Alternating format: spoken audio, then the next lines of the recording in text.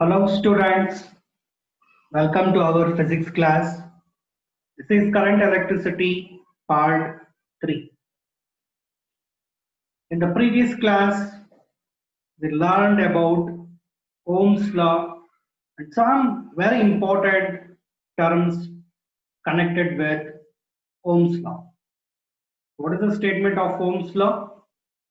The potential difference across the ends of the conductor is directly proportional to current flowing through it provided physical conditions remains constant. Mathematical expression for Ohm's law is V is equal to I into R. Suppose if the current flowing through the conductor is 50 milliampere, 50 milliampere, 50 milliampere. So voltage recorded in the voltmeter is 50. This is in terms of millivolt. Suppose 100 milliampere current flowing through the conductor. So then the potential difference across the conductor, that is 100 millivolt. Suppose 150 milliampere current flowing through the conductor, then the potential difference is 150 millivolt. 200 milliampere current flowing through the conductor, then the potential difference recorded in the voltmeter is 200 millivolt. Suppose 250 milliampere current flowing through the conductor, then the potential difference recorded in the voltmeter is 250 millivolt. Now we have to draw a graph of current versus applied potential difference. Now look at this graph. So here the current that is taken along y-axis. So it is in terms of milliampere. In terms of milliampere. So the potential difference that is taken along x-axis, that is measured in terms of millivolt. Okay. After that, here we have to choose the scale. This is very important. So in x-axis, let us consider one unit that is equal to 50 millivolt, and in y-axis 1 unit is equal to 50 milliampere. Okay, so what is this? Origin. So here what is the value? 50. This is 50 milliampere. This point shows 100 milliampere.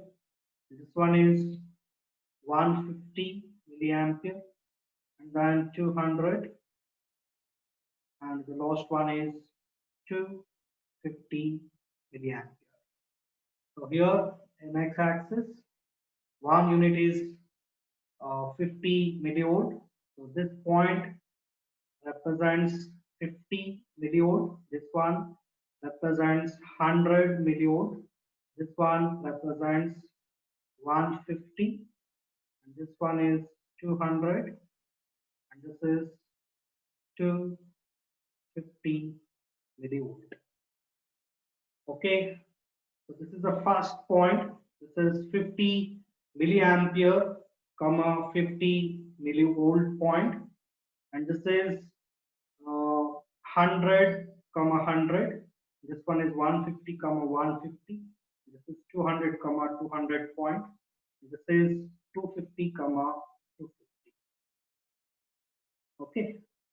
So now we have to draw a straight line, that is passing through all the points 50, comma 50, 100, comma 100, 150, comma 150, 200, comma 200, 250, comma 250.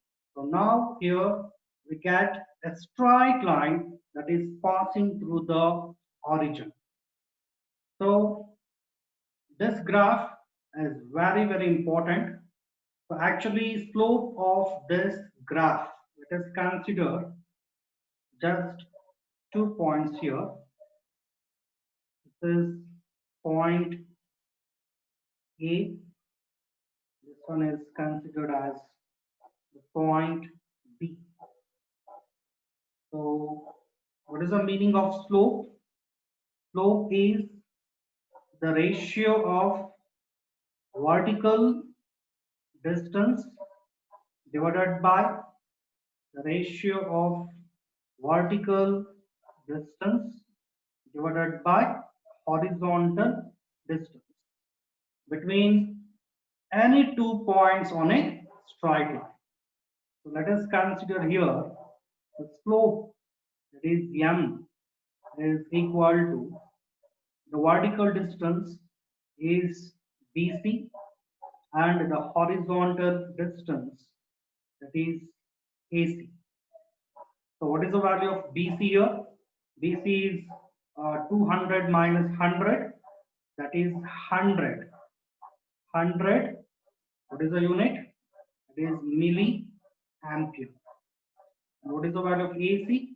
That is 200 minus 100, so that is 100 millivolt.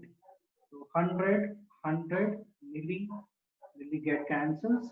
So the value of slope is 1 ampere per volt. So the resistance that can be calculated by taking the reciprocal of slope, because V is equal to I or, so R is equal to, what is the value? R is I by V. So here we will get R is equal to V divided by I. R is equal to V divided by I. But here we will get I divided by V.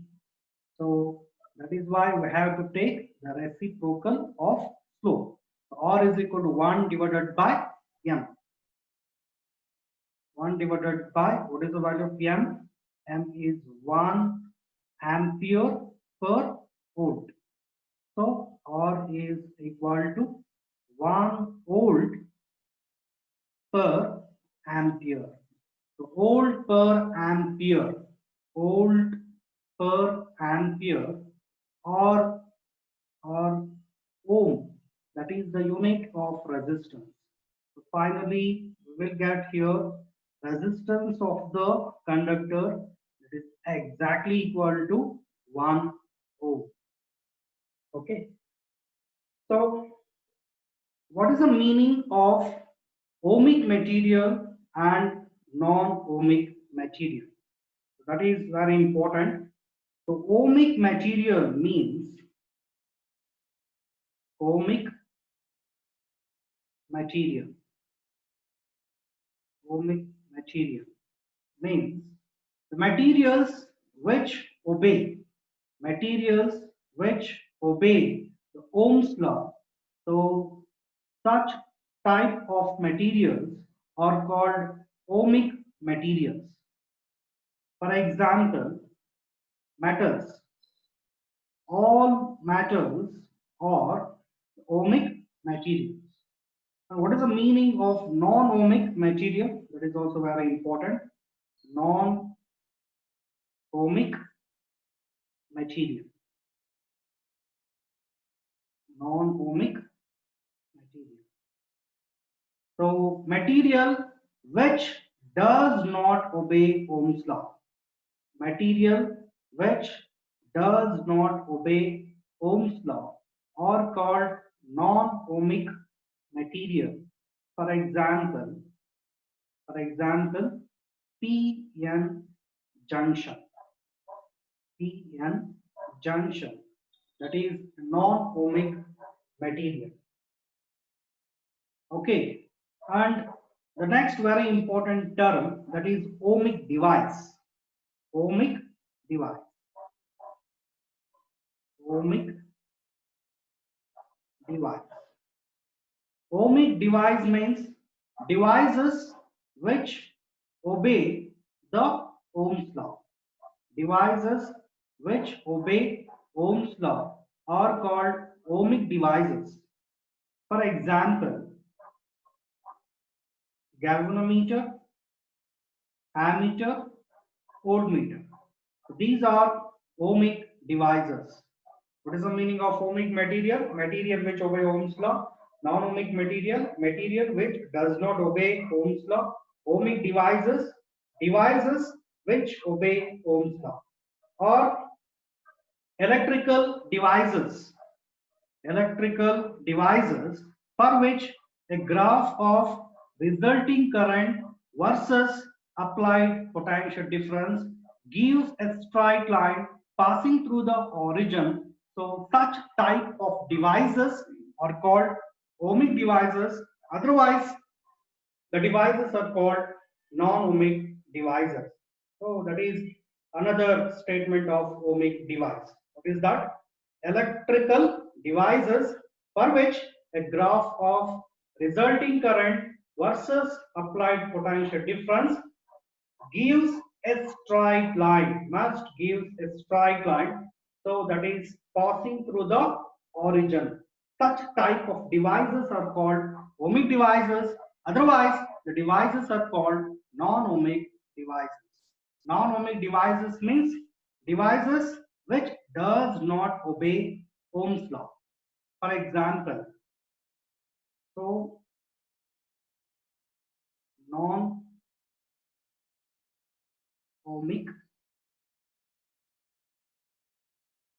devices. Non-ohmic devices means devices which does not obey Ohm's law are called non-ohmic devices. For example, diode, triode, transistor,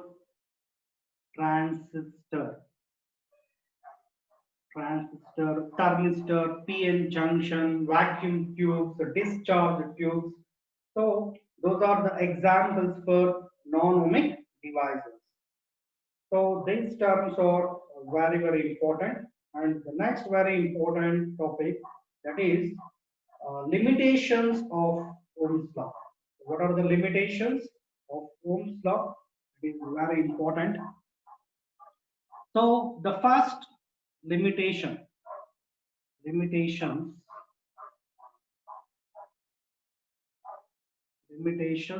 of Ohm's law.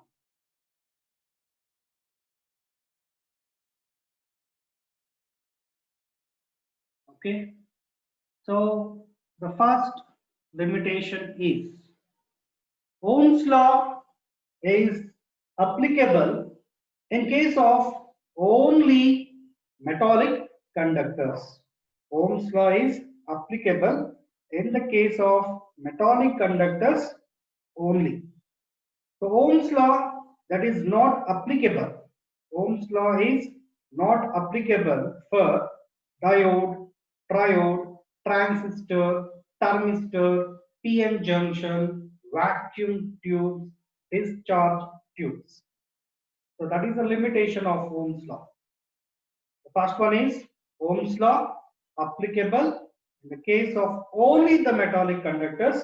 It is not applicable for diode, triode, transistor, thermistor, PN junction, vacuum tube, discharge tubes.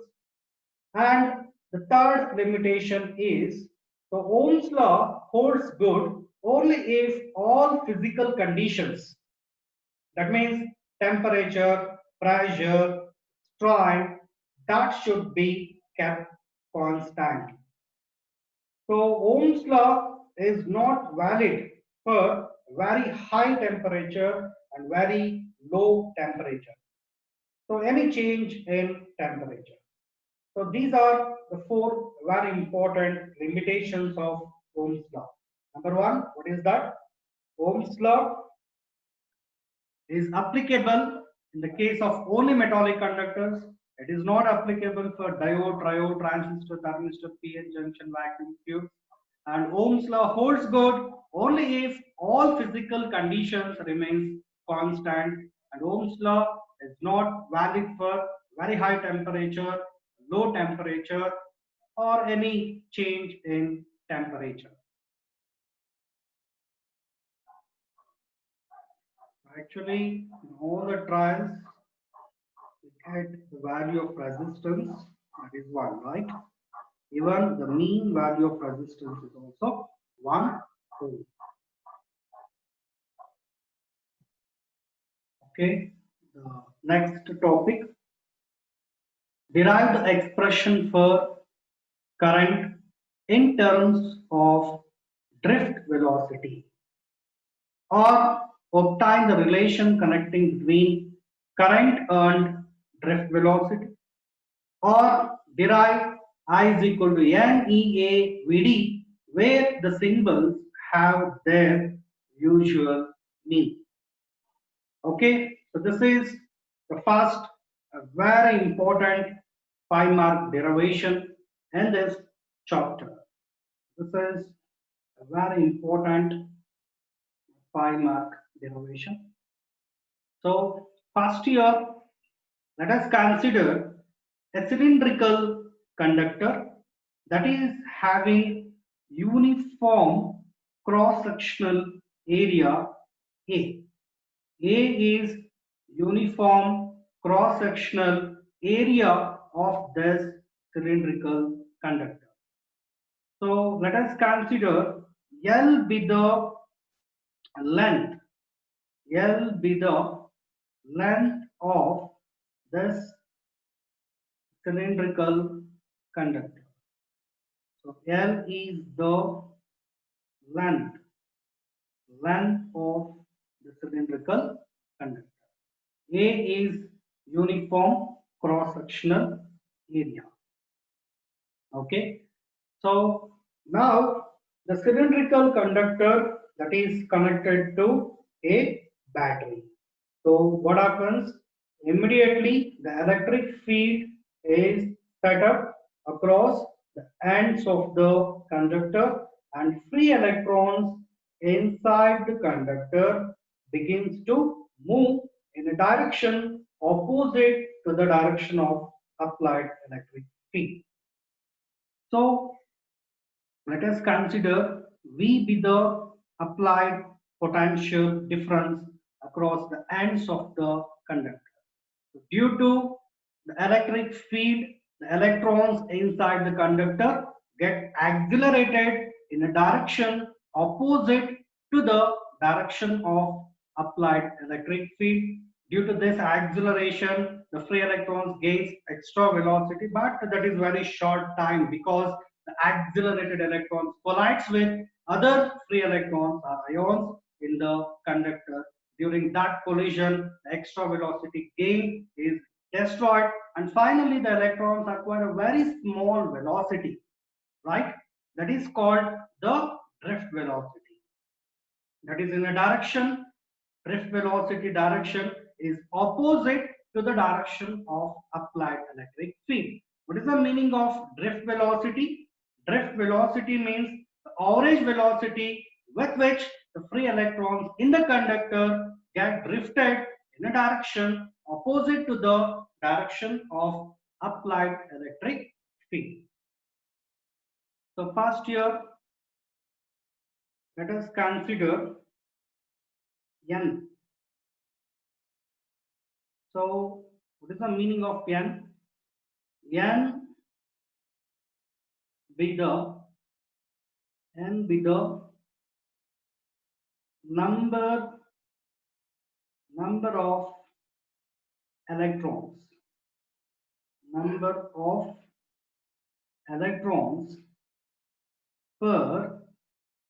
of electrons, per unit volume, number of electrons per unit volume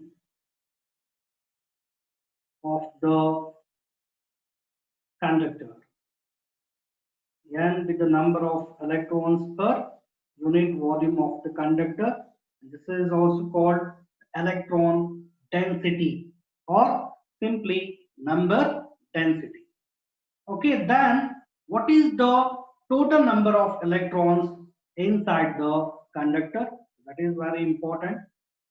So the total number of electrons inside the conductor is total number of electrons. Total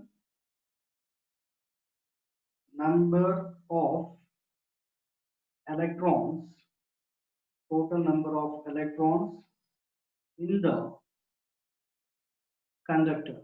Total number of electrons in the conductor is number of electrons per unit volume into the entire volume of the conductor.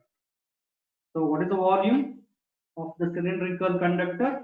That is area into length. Okay. So first here, let us consider a conductor that is connected to a battery. So let V be the applied potential difference across the ends of the conductor. Actually, the magnitude of electric field set up across the conductor, that is E is equal to V divided by L. So the magnitude of electric field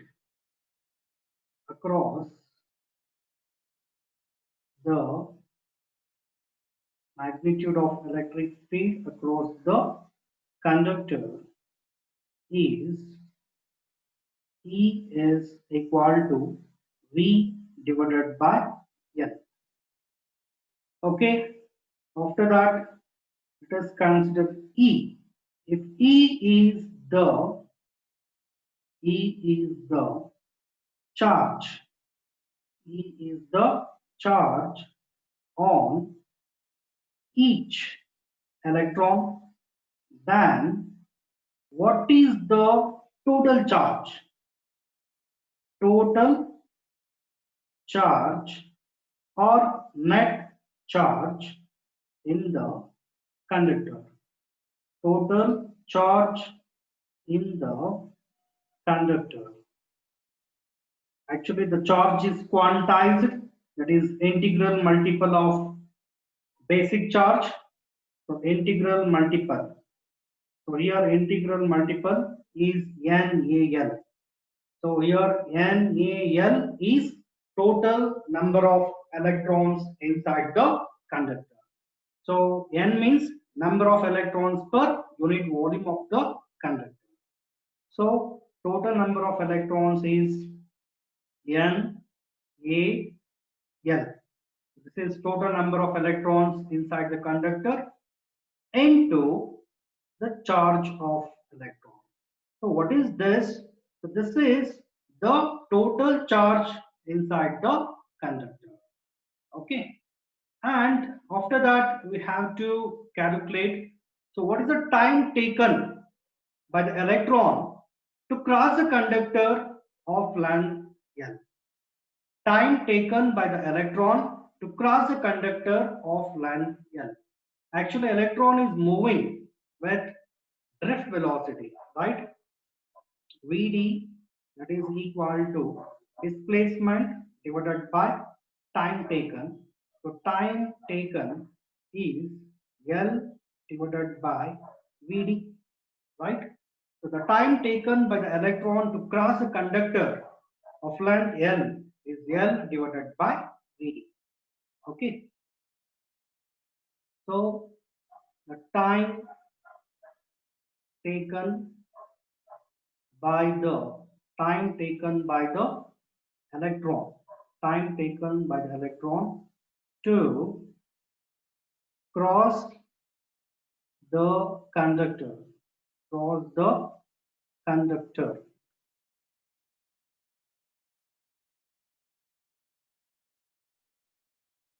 Cross the conductor of length L is T is equal to L divided by Vd. T is equal to L divided by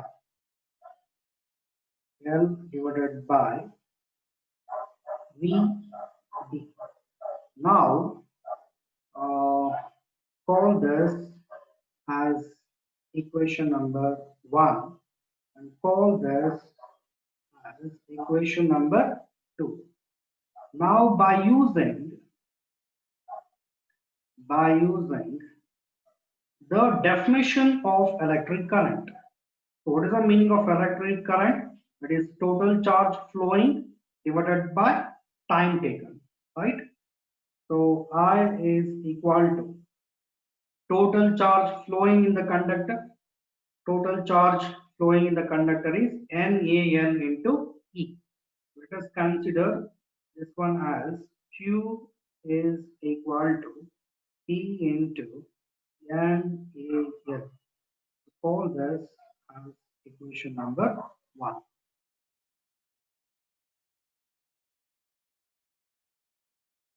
Okay, so Q value is E into NaL, E into NaL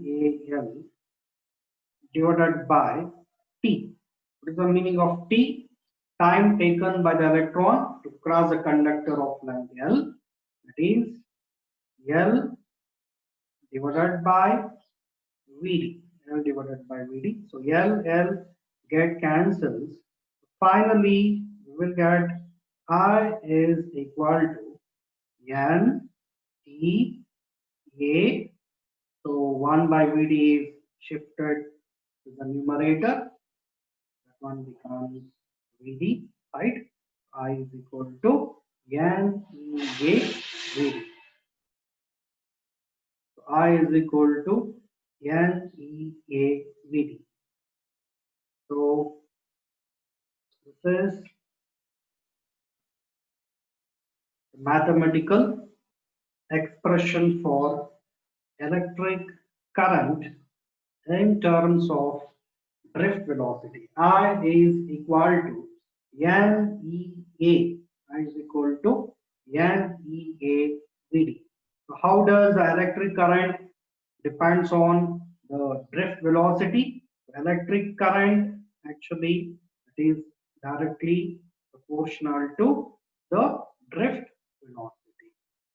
Okay. So here, what is the meaning of N? N means number of electrons per unit volume of the conductor, that is number density. E means charge of electron. A means area of cross section of the cylindrical conductor. Vd is drift velocity. And this is a very important 5-mark derivation. Okay, the next very important 5-mark derivation. This is the second very important 5-mark derivation. So again here consider a conductor of length L and having uniform cross-sectional area A. Consider a conductor of lantern having uniform cross-sectional area A. Let V be the potential difference across the ends of the conductor. So the magnitude of electric field set up across the conductor is how much? So the magnitude of electric field across magnitude of electric field across the conductor. Magnitude of electric field across the conductor, that is E is equal to V divided by L. So then what is the value of V? V is E into L, right? Call this as equation number 1. And according to Ohm's law, according to Ohm's law, what is the question?